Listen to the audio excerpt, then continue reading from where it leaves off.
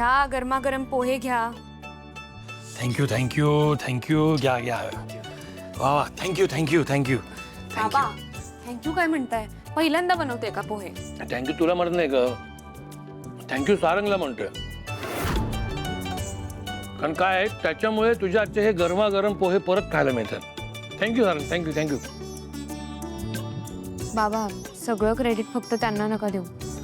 मी त्यांच्यासाठी नाही थांबले, मी फक्त अबीर आणि ओवीसाठी थांबले. म्हणजे माझ्यासाठी नाही. बाबा तुम्ही पण आहातच की, पण माझा आणि सारंगचा काही संबंध नाहीये. बरोबर बोलले असतेस बघ आई.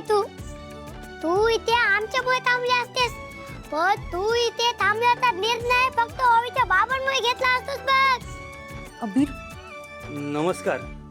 जगन्नाथरावांचं घर हेच ना? मीच जगन. बोला. हे कुठे ठेवू? आता का मला डोक्यावर ठेवणार आहे का? नाही ना, मग ठेव ना खाली. अरे पण हे काय आहे? आम्ही आलो, सांग दोन. आलो सर.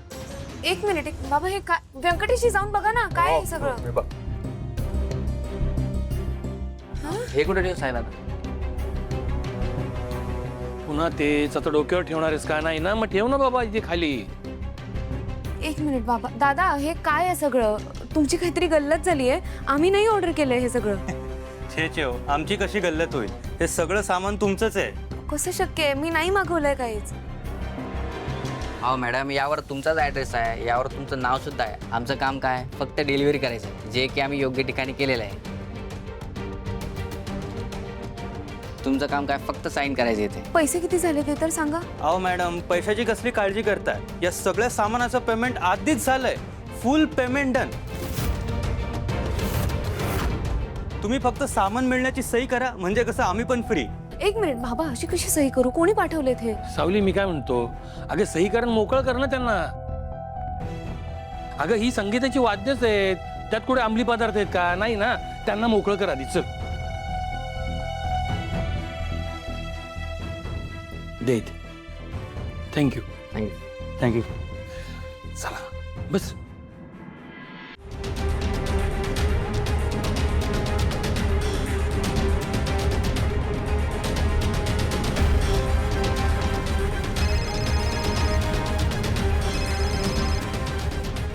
काय रे, फायनली वेळ मिळाला तुला मला फोन करायला? बोल पटपट. काय मॅडम मला लय मार नाही मॅडम. ए नीट बोल. हे असं धापा टाकत काय बोलतोयस? काय झालं नीट सांग. त्या खंड्याने त्या बेडवरून उठून तुझा गळा वगैरे धरला का काय? हा? अहो नाही मॅडम, तो खंड अजून तसाच पडू नये. एक अचानक माणूस आला तिकडे आणि त्यानं मला कसलाही विचार न करता लय मारलं. काय काय बोलतोयस तू? कोण माणूस? मॅडम मी त्या माणसाला ओळखत नाही, मी त्याला कधीच बघितलं नाही मॅडम. हा मॅडम, पण तो खूप खतरनाक होता. मला सांग, खंड्या सेफ आहे ना? तो तिथेच आहे ना रूम मध्ये? त्याला काही झालेलं नाहीये ना? ते मला माहित नाही मॅडम, मी माझा जीव वाचून पळालो. तुम्ही स्वतः जाऊन बघा काय झालंय ते. मला तर वाटतंय त्या खंड्याला सुद्धा मारून टाकलं असेल किंवा सोबत घेऊन गेला असेल. ए काय बोलतोस तू?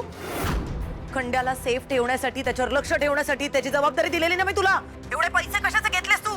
आणि कोण माणूस होता तो? त्याचं नीट वर्णन सांग मला. कसा होता? काय बोलला? काय सांगितलं का त्याने तुला? अहो मॅडम, तुम्ही फक्त नजर ठेवायला सांगितली होती, स्वतःचा जीव द्यायला नव्हतं सांगितलं. मी माझ्या गावाला चाललो, मला परत फोन करू नका. ए पिंडो, ऐक माझं नीट ऐक तू. हॅलो हॅलो पिंडो, मूर्ख. काय पडला हा? कोण माणूस आला असेल?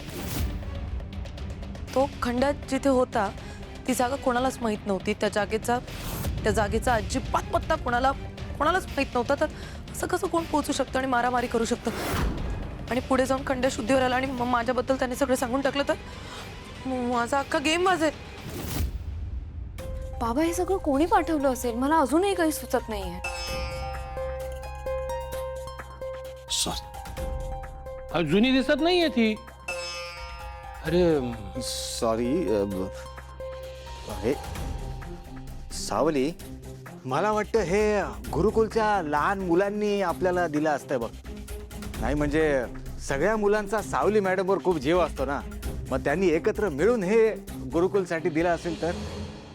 एकदम व्यंकटेश काका तुम्हाला 100 पैकी 100 मार्क. सावली टीचर. अरे वा ओळी सारंग, अरे वा वा वा, ये सारंग ये बस.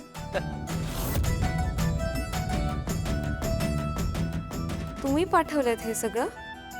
हो सावली टीचर, हे सगळं आम्ही तुमच्यासाठी आणलंय. हे सगळं पाठवायची काय गरज होती? कशाला केला तेवढा खर्च? सावली, हे तुझ्यासाठी केलेलं नाहीये मी, मुलांसाठी केलंय. म्हणजे क्लास बंद झाल्यापासून ओवीचा मूड ऑफ झाला होता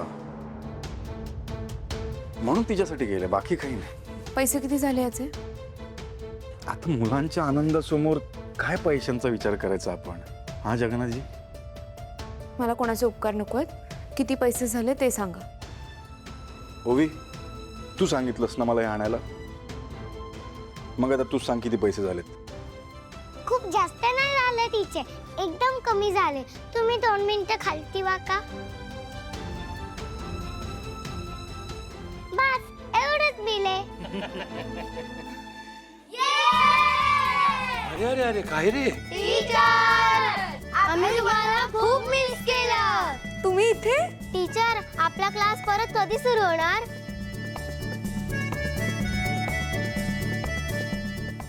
जगन्नाथजी, जोपर्यंत गुरुकुलला दुसरी जागा मिळत नाही तोपर्यंत गुरुकुल तुमच्या घरात सुरू केलं तर चालेल? चालेल, अरे धावेल. उलट मुलांच्या ह्या आवाजामुळे माझं घर कसं गोकुळासारखं वाटेल मला. काही हरकत नाही, चालू दे.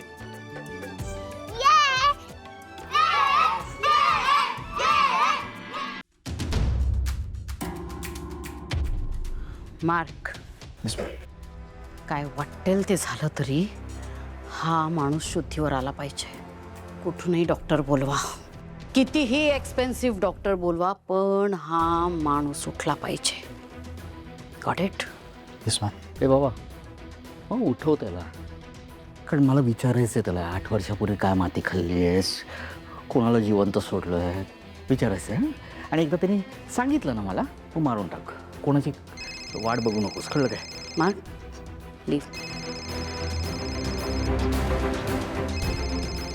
राजकुमार, जरा डोकं शांत ठेवशील? हा, असं इतकं इम्पेशंट होऊन काय होणार आहे?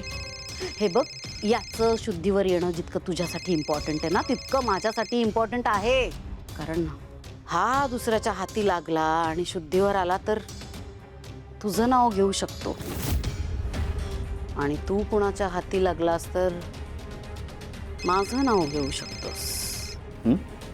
शेवटी माझ्या सांगण्यावरूनच तू याला सावलीच्या मागे पाठवलंस ना, त्यामुळे माझ्यासाठी हा उठणं गरजेचं आहे, पण योग्य वेळी. हो, मगातपासून कट करतोय, कळत नाही का तुला? काय एवढं अर्जंट? कधी? असं कसं? आणि तू काय तिकडे चहा पीत बसलेला? हा, तुला कशाला ठेवलाय तिकडे? मी आलो आत्ता, तिकडून हालायचं नाही, मी येतोय तोपर्यंत. हा, येतो मी, नंतर तुम्ही. राजकुमार, काय झालंय? एवढा पॅनिक का झालायस? काय नाही, एक होता माणूस माझ्या आवडीत, तो निसटलाय. तो कोण? सांगीन आणि तुम्हाला कोण माणूस आहे, काय हे सिक्रेट आहे ना, माझ्याकडे राहू द्या आत्ता पुरतो, कळलं का? राजकुमार, मला क्लिअरली सांग, कोण तुझ्या तावडीतनं सुटलंय? आता काय प्रॉब्लेम झालाय? पण ह्याला शुद्धीवर आणा, काही करून, आणि जाणून घ्या 8 वर्षापूर्वी काय केलंय मी. मला कळलं. राजकुमार, तू खरं बोलतोयस ना? हां, तुम्हाला क्रॉस जाऊन मला काय वेळ लागलाय? राजकुमार, तू माझ्या अगेन्स्ट काही गेम करत नाहीयेस ना? त्याला जागा करा, जागा करा. हां, आलो.